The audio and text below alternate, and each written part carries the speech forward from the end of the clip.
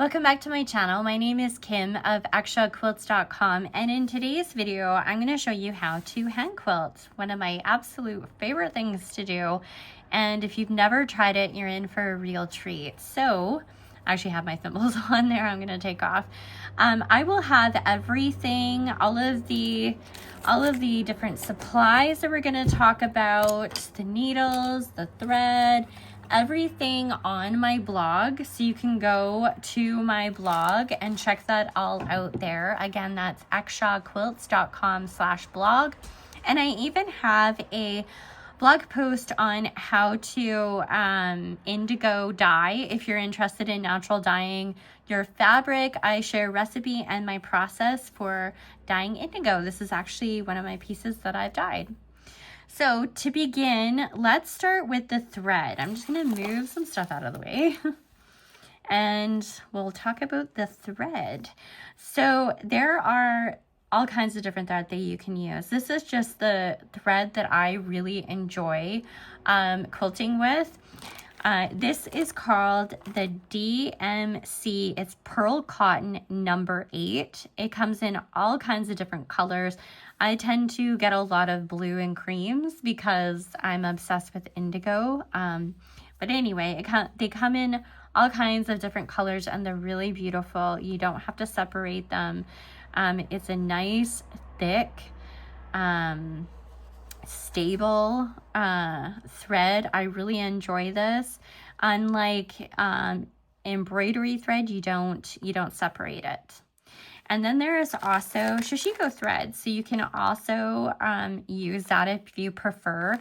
I love the pearl cotton because it is smoother, and I find that I don't need a thread conditioner to use it. So there's a thread wax. I think it's called Thread Magic. I do have it in my kit somewhere, but I forgot to grab it. I would definitely use that with Shishiko. I find Shishiko is a little bit more difficult to quilt with than the pearl cotton. The pearl cotton is like really smooth and it just glides through your fabric, whereas I find sometimes that the Shishiko can be a little bit more daunting, like it tangles. I find especially if you're not conditioning your thread with like a wax or something. So but yeah, I'm sure that there are other pearl cotton brands out there. This is just the one that I like to use. Usually I go to the next town over and I can pick it up in person, which is really nice, so I can see the colors. But yeah, so that is the thread that I use. And then I have like a threader, which I rarely use and can rarely find, but just happened to find before the video. But when I do find it, I try to use it. It's handy. And then for the needles, there are all kinds of different needles available. I prefer the Clover Shishiko needles. There are also like Shishiko needles that you can get from Japan. They're made in Japan, but there is all kinds of different brands. I find that these needles tend to be longer, and I do love a long needle when I am quilting on bigger projects like quilts and stuff like that. But I love the Clover Shishiko needles for like smaller projects. I most often I will grab these ones, and the middle needles get used the most, and that's a size 9, I believe. So but they come in a pack. I think these are like a 3 to a 9, I believe. These are a 3 to 9. These are a gold eye milliners. The eye on these are more square, and I do find that they kind of like tug through the fabric a little bit more, whereas the Shishiko will glide through the fabric a little more, which is nice. There's also embroidery needles, and I find the eye on the embroidery needles a little bit more difficult to thread than the Shishiko, so that's why I like the Shishiko more. But yeah, you can use one of these. The important thing is that you can thread your needle and it's enjoyable to quilt with. So that's a personal preference. So it doesn't matter what Sue in the next room uses.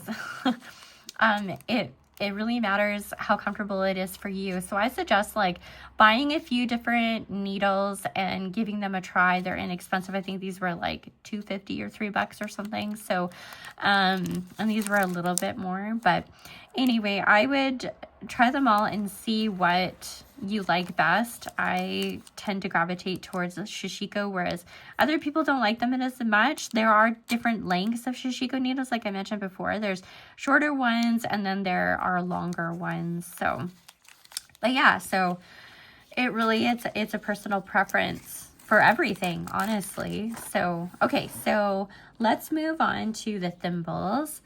So again, a personal preference, but I love this combination.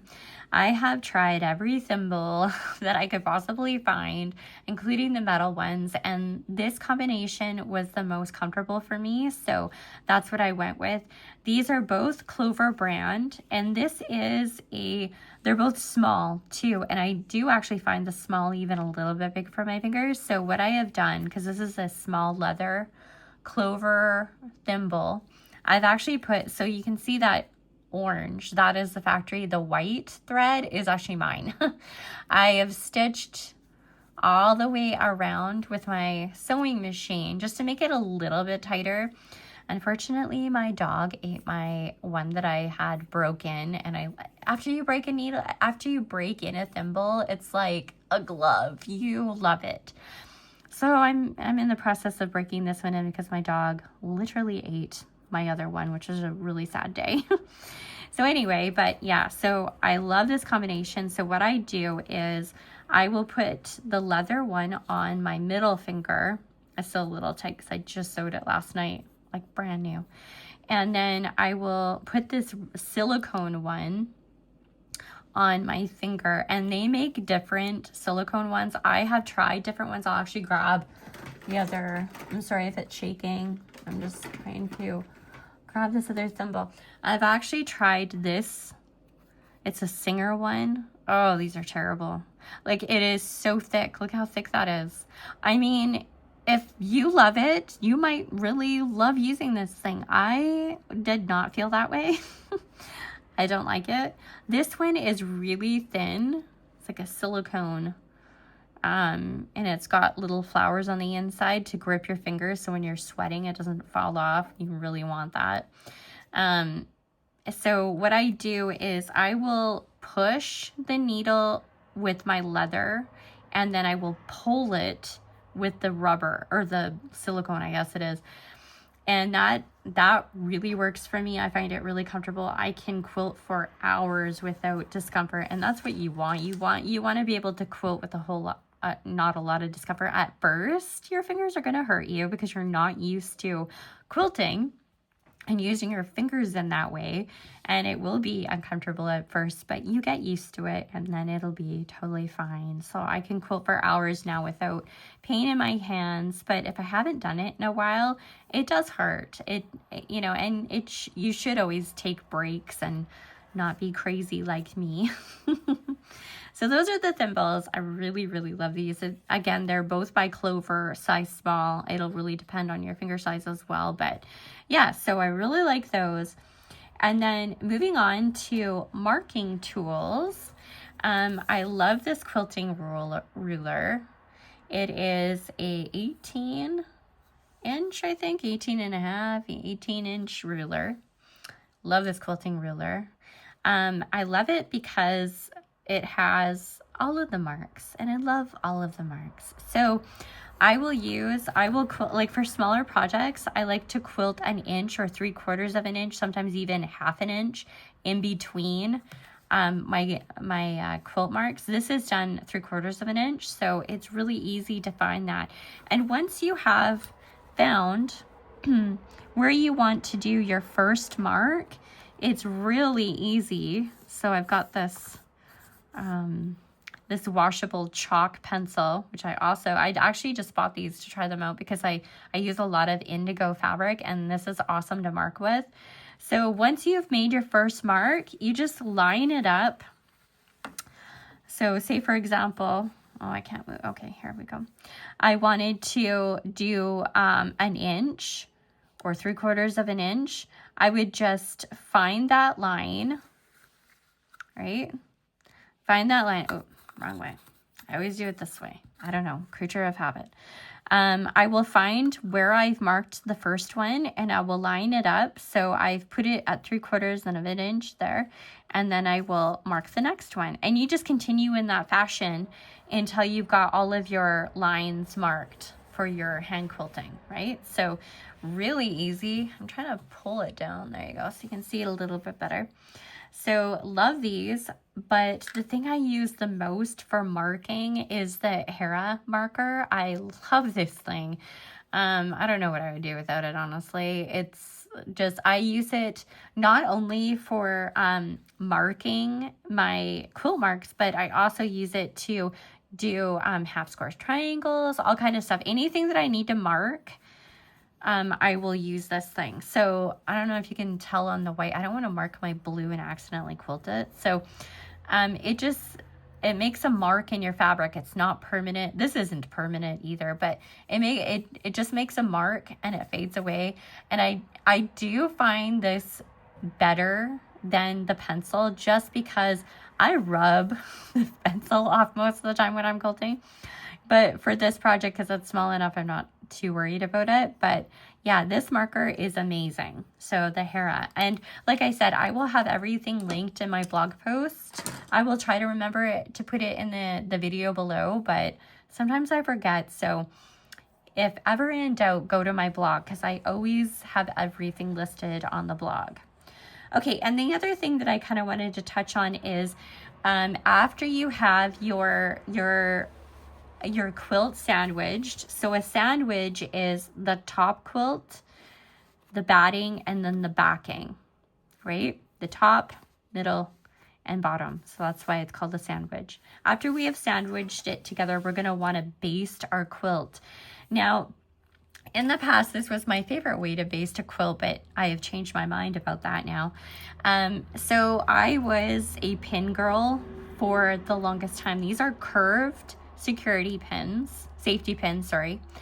And I love them. They work amazing. However, what I love now even more is actually Elmer's school glue. I know, I kind of have to laugh about that, but I started using the washable Elmer's stick glue for smaller projects like this table runner. I've used it in pouches, totes, pillow covers, you name it. And it kind of happened by accident because I was looking for my pins and I couldn't find them, but I did find my son's glue. And I was like, you know what? I'm kind of desperate. I'm just going to use it. And I'm like, oh my goodness, this works so well. And then I saw other women doing it as well with their quilts. And I was like, okay, then it's okay. So I love this glue stick. And this is the disappearing one. I'm just going to pop it open. It is purple, but it just disappears. So don't worry. Don't stress. So what I do is I will put it on the fabric, not the batting. I don't put it on the batting because can you imagine the mess that would happen if you tried to roll it across your batting? That'd be a bad day. So I take my glue and I'll run it on the back side of my fabric and look at it. Like I've glued it, and I mean, I can pull it up there because it's very lightly glued, but it won't shift. It's so awesome. Like if I'm doing a bigger quilt, I use like the Elmer's liquid school glue and I coat that puppy, but not like thinly coat it. So what I do is like, say this is my quilt here, right? This is my big bed quilt, just pretend, right? So I go this way and then I go this way to baste it. And it's very thinly, like I don't goop it on because it's not fun to hand quilt. But if you just do very lightly, like just kind of like drizzle it on and then you sandwich it and kind of like smooth it out, it is so awesome. And I find it doesn't bother hand quilting, I find anyway, unless you get a goop, like you've got like, you know, like a little pile of glue, that's not fun. But other than that, like I really love using the glue.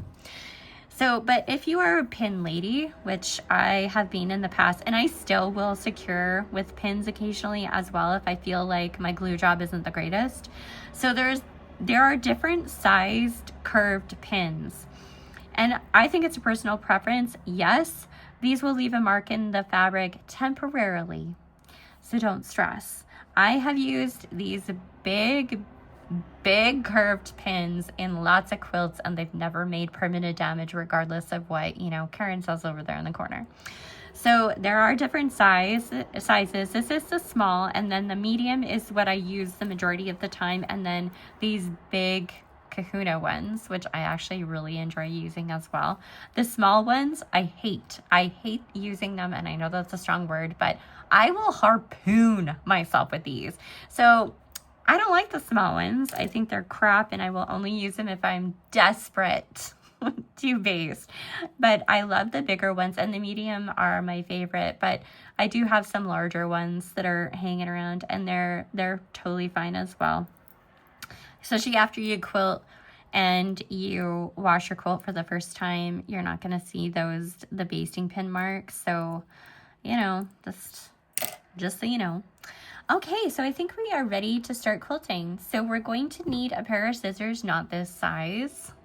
I was knitting last night, and I don't know where my snippers disappeared to. They are probably in my couch somewhere, because that's usually where they end up, but I could not find them. So I have gigantuan, they're huge. These puppies are heavy, but these are my fabric scissors. I don't suggest them for snipping your thread, but because they are heavy and you might snip your fabric by accident, which would be totally uncool.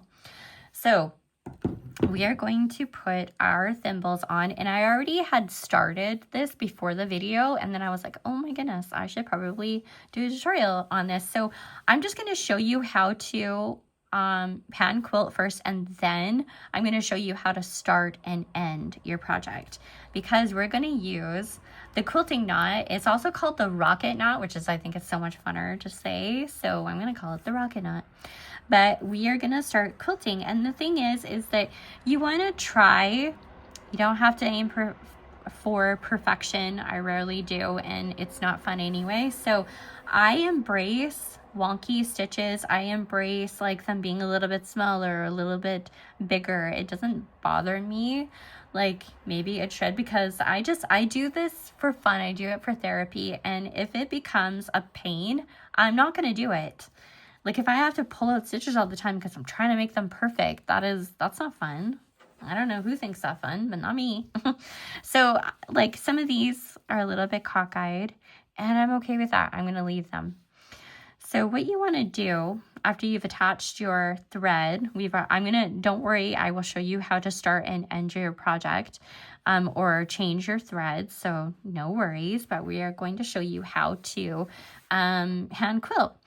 So we want to try to kind of stay the same stitch length throughout, but again, this does not have to be perfect. Okay, we're doing this for fun, so no stress. So because this is a table runner, it's a little bit different than say knitting. I'm thinking of knitting. Quilting a bigger piece, because bigger pieces you can't get your hands in like this, right? So I'm crunching up my quilt because it is a table runner and I can. So this would be a little bit different than if you're doing like a big quilt size, but I mean, you would hold it kind of the same way. It would just be a little different, Okay, so I'm going to try to get you in camera. Okay, hopefully you can see. Maybe I'll bring you down just a little bit. Here we go. Hopefully you can see really good. I don't want you to miss a minute. This is so much fun. Okay, so we are going to start. So what we're going to do is kind of hold your, I don't know if you can see that, like I'm holding my hands like that. I'll try to show you as slow as I can. So the fabric in between where I'm going to stitch and my back, where my fingers are at the back of the fabric, I have like a place where my fingers aren't. Do you understand? And in between that, it's not tight, but it's taut, because I want to make sure that I don't have puckers on the back of my quilt, because puckers suck. It doesn't matter if you are like a perfectionist or not, because I am not, but puckers do suck. So, and I've had that happen, and it's so lame because you work so hard just to have these puckers in the back. So I've come up with a solution for that, and it's just to kind of hold your fabric a little taut in between your fingers. And then we're just going to rock our needle in through all of the layers, by the way. So we're going through the quilt sandwich. So there's the back, the batting, which is the middle, and then the top of the quilt where our design is. And we're just going to rock our needle into the fabric. And I hope you can see, I can't go down any further, so I just pricked myself. You're just going to rock your needle in and out like that. So that's it. You just pull it through like that. That's all there is to it. Now you can get really good at it, and I can load my needle like 3 times, not on camera, because this is really awkward to do it through the camera. I'll try for 2. So we've got 2 stitches. Usually I can get about 3 loaded on the needle, and then you just pull it through. You never want to pull tight. It's just snug. It's gentle. So you lay it out. You can see that it's snug. It's not like super tight or anything like that, because you don't want that at all. So what I'm going to do, I'm going to show you how to pop up to this. Okay. I know, before anybody comes at me in the comments, that some people tell you not to quilt one way and then go up the next. And true enough, but this is a small project and I don't really care.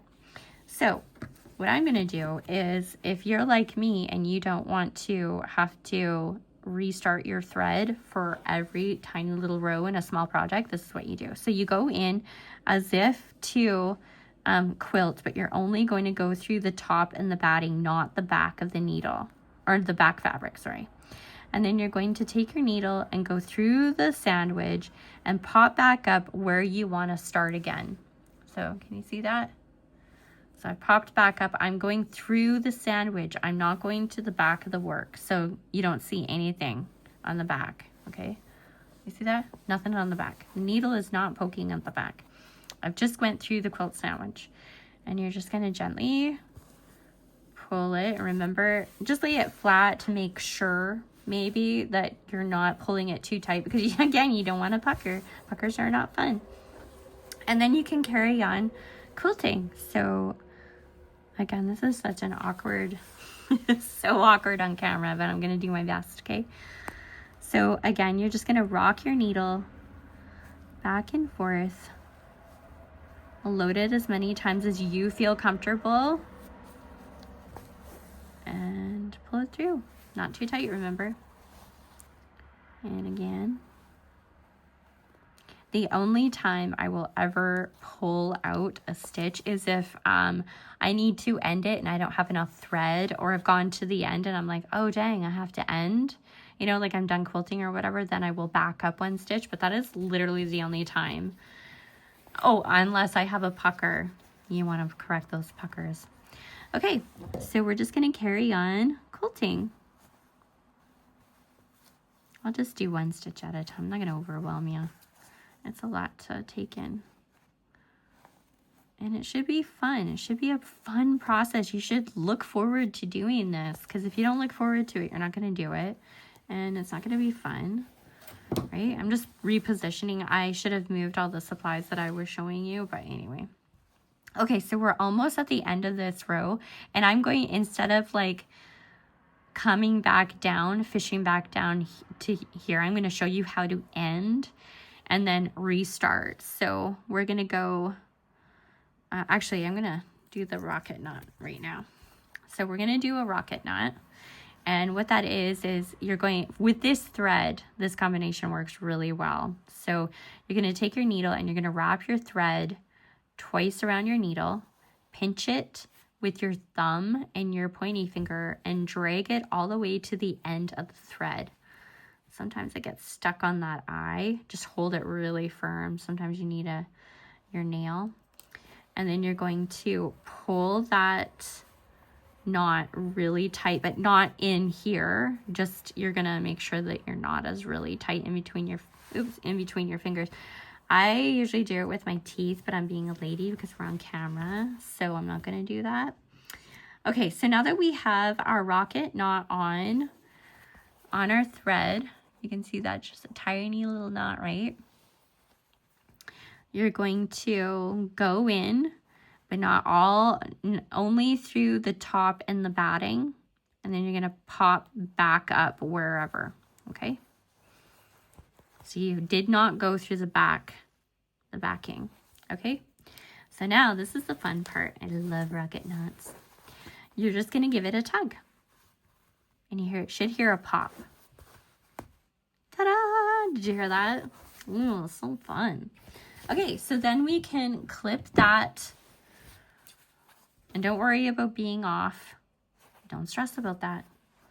So you're gonna give it a tiny tug, snip that thread, and just kind of rub it in, and it completely disappears. Cool, right?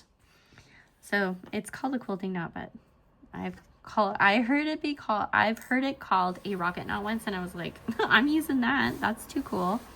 So we're gonna grab some more thread, and thread length is a personal preference. I tend to go a little bit long because I don't want to restart and stop every 2 minutes. So, but again, you do you. If you like it to be shorter, did I just lose my needle? Oh my goodness. If you like it to be shorter, then you do you, right? I'm not going to give you a bunch of rules. Rules suck. And then we're going to thread again. Thread our needle. See, I love threading with the shishikos because look at that. It's so much easier. Okay, so now that we have threaded our needle, we're going to do another rocket knot. So we are going to take the end of our thread and we're going to pinch it on our needle like that. That's it. Pinch it on our needle, wrap it around the needle twice, pinch all of that. Oops, I just messed up here. Sorry. Okay, pinch it, wrap it twice, and then pinch it and pull it all the way down the needle to the end of the thread. Okay, and I like to give it a tug with my teeth. Okay, you didn't see it anyway, but whatever, I did that. I give it a nice tug with my teeth to make it nice and tight. And now I'm ready to pop my knot. So what I do is, it doesn't matter where you start, as long as you know that your needle is gonna come up where you need to be. So I'm gonna go in through the white, and I'm only going through the top and the batting, not the back. I'm gonna bring my needle up. And our knot is like right there. Do you see that? And now we get to pop it. My favorite part. I love popping knots. Normally I don't do it on a seam. Did you hear that? It popped. Normally I try not to do it on a seam because sometimes you can, like, if you're pulling too hard, you can, you know, unsew your seam, rip your seam, which sucks. Okay, so I'm gonna give it a little tug back, snip it, and then give it a tug forward. You can massage that hole and it's gone, so don't stress about it. So now we are ready to start again. So every time we start and stop, we're going to do a rocket knot, and we're going to bury that knot in the batting. We're never going to go through all 3 layers. It's only 2 layers. So we can put our our thimbles back on. Oops.